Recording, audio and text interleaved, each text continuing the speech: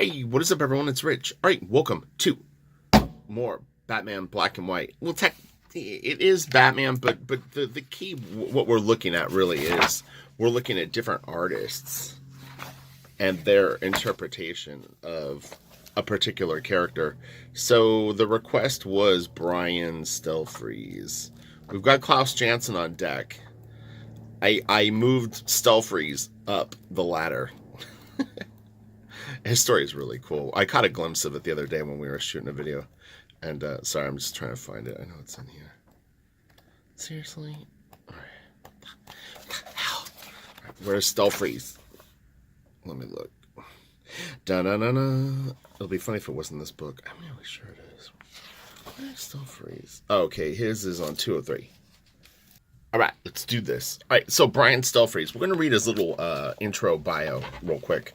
So Brian Stelfreeze's art first started making waves in 1988 with Cyclops, a 3-issue miniseries that introduced the comics world to a stunning, distinctive style with its high contrast look and angular yet slick lines. Although Cyclops featured his line work, Brian is best known as a painter. For the past several years, he's concentrated mainly on covers. And now, I mean, you're talking, like, this first book came out probably 15, 18 years ago. It was a while ago. So he's been painting for a long time now. He's concentrated mainly on covers, producing memorable images month after month, including a 4-year run as the cover artist for Batman Shadow of the Bat. Stelfreeze is now focusing his attention more on interior art, hoping to explore and develop new directions in storytelling.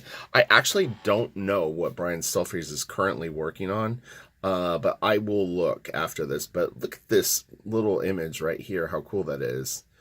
It's so strong and so cool looking. So, all right, we're actually going to just read this story as we go along. This is written by Dennis O'Neill, or Denny O'Neill, I believe. But I haven't read ahead. So suddenly a shadow detaches itself from the night. Ooh. It becomes something solid. I threw in the it. I apologize. Leave taking. Something frightening. And then we've got Batman leaping out of the shadows. This is a very, very cool style. Oh, man, it's so nice. The one thing about the Gaijin guys is they were all really, really good, not only pencilers, but inkers. Gaijin being, let me see if I get this right, it's Cully Hamner, Adam Hughes, Brian Stelfreeze, Dave Johnson.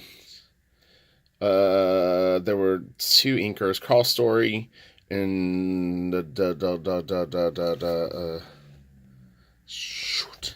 Jason Martin was there.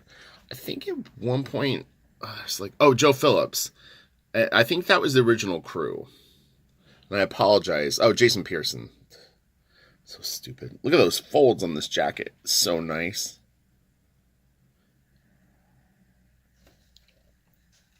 It's kind of cool, too, because I don't really look at this and just go Frank Miller. Like, you know what I mean? Like it's a little more detailed than Frank. It's a little more stylized than Frank. It's almost got more of an animated feel in some ways than Frank's stuff, and a little more realistic proportions to the characters. So something that brings death. So we've got Batman leaping out of the shadows. I don't know if this is a bad guy or a good guy yet. Considering Batman's going after them, and this guy's getting shot. Oh, it's his parents. Right. Oh, okay, it's like a flashback, I get it. He's doing something, but then he's sort of mimicking the moment that his parents were killed. This is his dad getting shot. And look, Batman's getting shot. Okay, so that was the little teaser preview thing that we had on the other page. The little spot illustration they used. God, this is such beautiful art. Damn. Yeah, I wanted to shoot this morning. This will go up probably around 5 o'clock my time. But I was really, really busy working on some stuff today. Good stuff, but you know.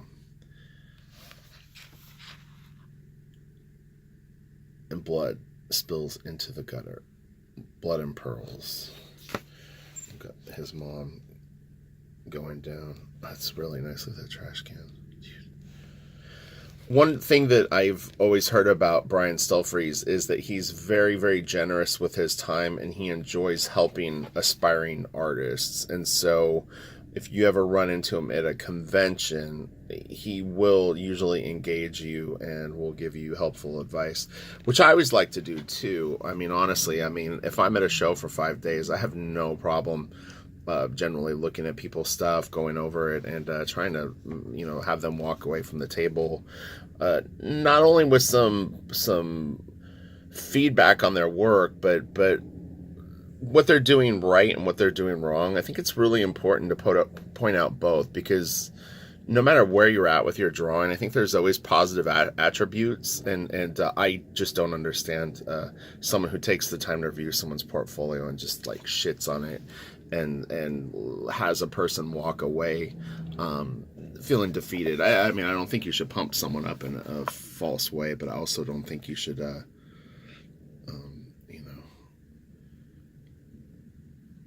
destroy someone. It seems sort of pointless. Because everybody has to learn. That's the thing. It's like if you're not ready, you're not ready. But it doesn't mean that within a few years of hard work you can bring it around. So anyway, someone coming. You okay, man? I love what do they call them? Fire escapes. This is so cool. People that put those in their comics are awesome. Wow, this is a great effect. So it'll be very, very time-consuming work to ink. All these little shapes and dodging around like the little whites and stuff like that. You're looking at a few hours per page easily, probably 3 hours, 2 to 3 hours. To have an original, man, it's beautiful. These guys were just on fire. I mean, it was incredible the amount of talent that banded together, and then their passion for comics, and then their execution of what they were into was just killer. And then this guy says, Robin wasn't expecting trouble, took me by surprise. Oh, you okay, man? Robin wasn't expecting trouble, took me by surprise. I don't know what you're talking about, and I don't want to know. Whatever this is, it ain't mine. So, looks like Batman might be hallucinating. I'm assuming that he didn't really see Robin, and he saw this other guy kind of came up and was like checking on him, and he realizes that Batman's tripping, and he's just like, oh, I'm out of here. Another really talented artist that just came to my mind when I looked at this is there's 3 issues of Legends of the Dark Knight that a penciler named Dusty Abel did. Dusty's great, and he kind of worked in this style for a while. There was those 3 issues. I think they have the Riddler in them. Oh my god, he was so good.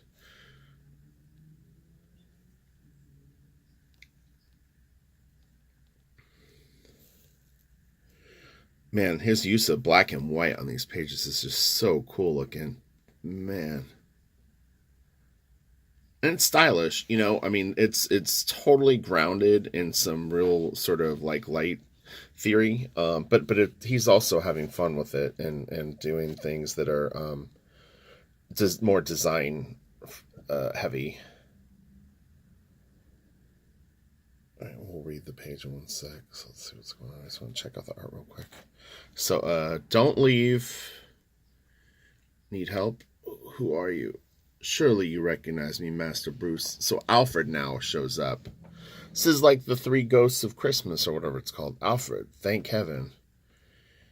You got anything a guy can drink, chum? See, it wasn't Alfred. It's like some drunk hobo. Jeez, you've been shot. Help. And now he's morphed into either Bruce Wayne, or he's morphed into...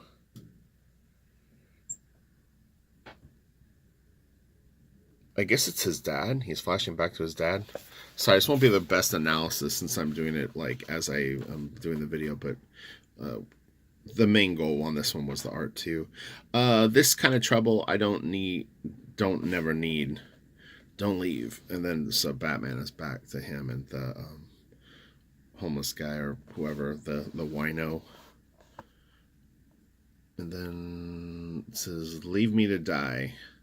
It's like a hand reaching out, and it looks like he's got a little bit of a mustache if you look there. You see the little curly mustache?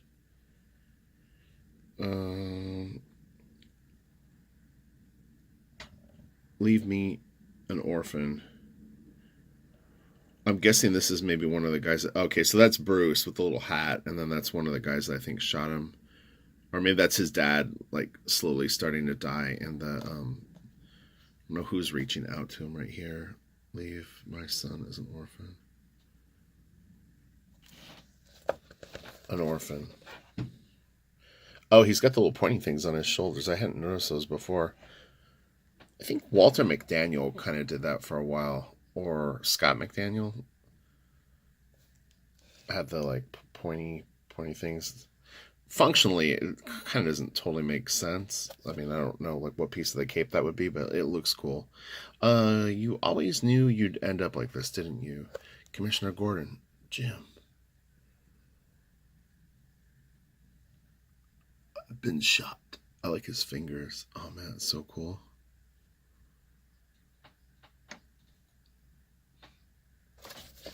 Let's see if this page turns.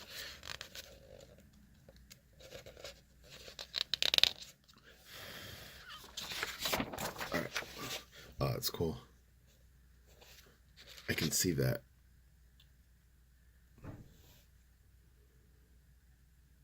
If I wasn't off in 5 minutes, maybe I'd do something. Oh, so now a cop found him, and then he's going to bail him there. Man, Batman's having a rough day. All sorts of people are visiting him. They're not being very helpful. Paperwork on a shooting. I'd take the rest of the friggin' night. Don't leave. Who the fuck is going to leave Batman? A cop's going to bail Batman in an alley because he got shot? This is weird. Man, that is a great panel. Look at that. That is beautiful.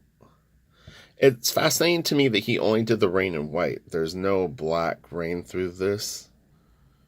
But it looks cool. I mean, it definitely, it looks like it's drizzling to me a little bit. I'm assuming it's supposed to be a little bit of rain.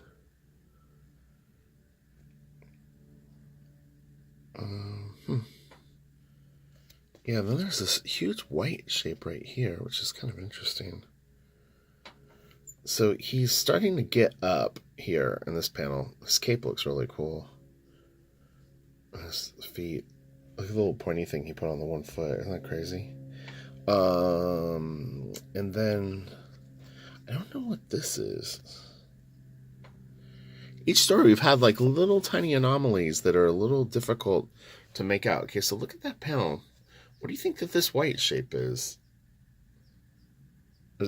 I'm assuming it's like a reverse silhouette of something.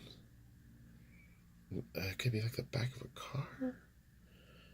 And this is kind of weird because it sort of looks like a hand. I know it's not a hand because of the size of his body there. I'm not 100% sure what that is, too. It's like a little bit of like a manhole suggestion. Okay, it's stairs.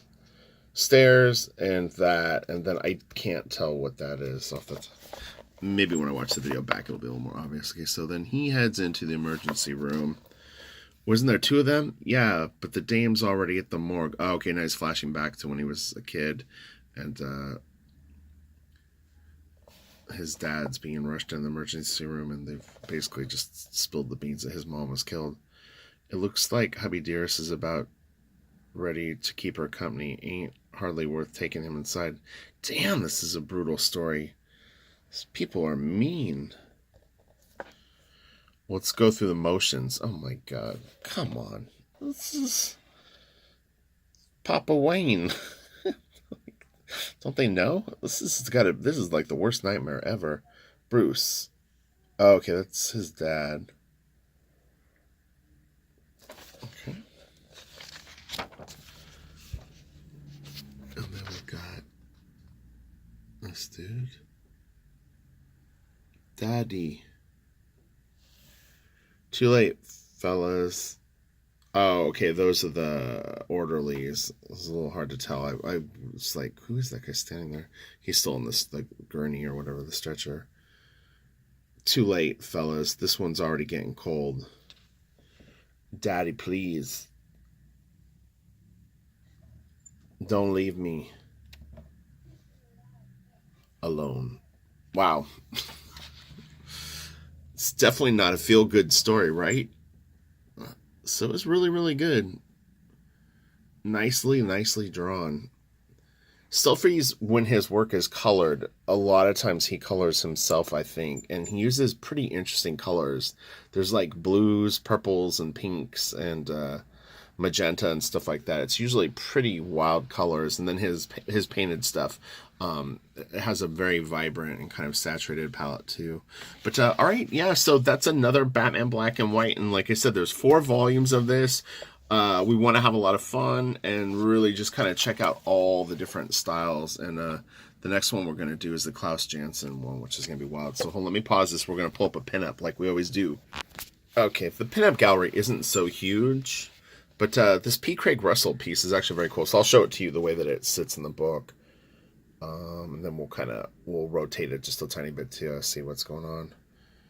So we've got a guy on the floor right here with a handgun. There's an envelope, which is kind of trippy. She's running into the doorway. You can see her face here. She's lost a shoe, which would lead me to believe that she came from down the stairs. There's someone ripping up maybe the note and throwing it behind them. And part of the letter, Batman's sort of like, I don't know if he's coming up the stairs or if he's like fallen. And it would be hard to tell who this is. And we've got a broken mirror here. And it's a mystery piece. Maybe you can solve the mystery. The banister and the staircase is very, very cool. His Batman is very, very lean. But that's what kind of makes this whole concept of looking through these different stories and approaches to one character interesting is everybody's kind of take and perception of it. So yeah, all right, have a great day.